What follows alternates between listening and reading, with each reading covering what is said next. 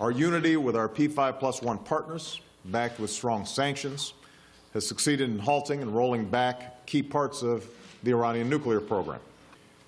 President Hollande and I agree on the need to continue enforcing existing sanctions, even as we believe that new sanctions during these negotiations would endanger the possibility of a diplomatic solution.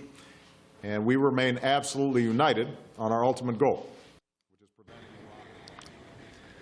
Obama made the remarks during a joint press conference with French President François Hollande at the White House. He said the United States has recently intensified its measures to identify and punish individuals and companies that violate the existing anti-Iran sanctions.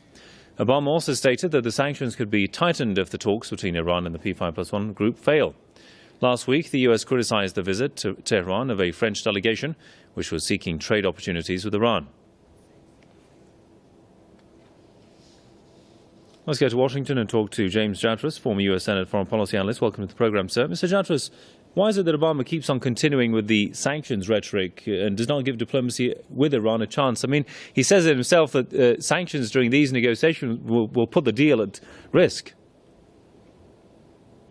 I think he's quite clear in the distinction that he's making between new sanctions, which he says he opposes and, in fact, will veto, that would undercut the negotiations, and at the same time he is firm in his statement that he believes the sanctions it is the sanctions that have brought Iran to the negotiating table, and he intends to keep those on.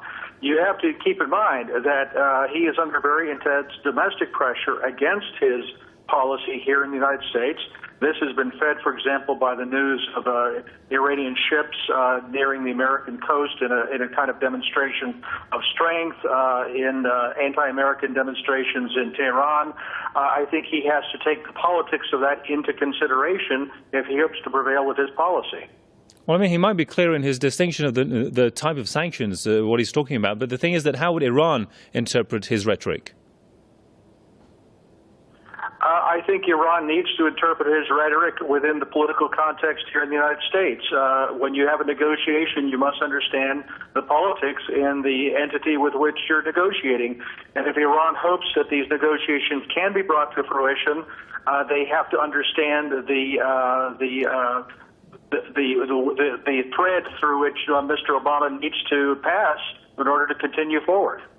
And how much do you think America can cope with the consequences of breaking the deal with Iran?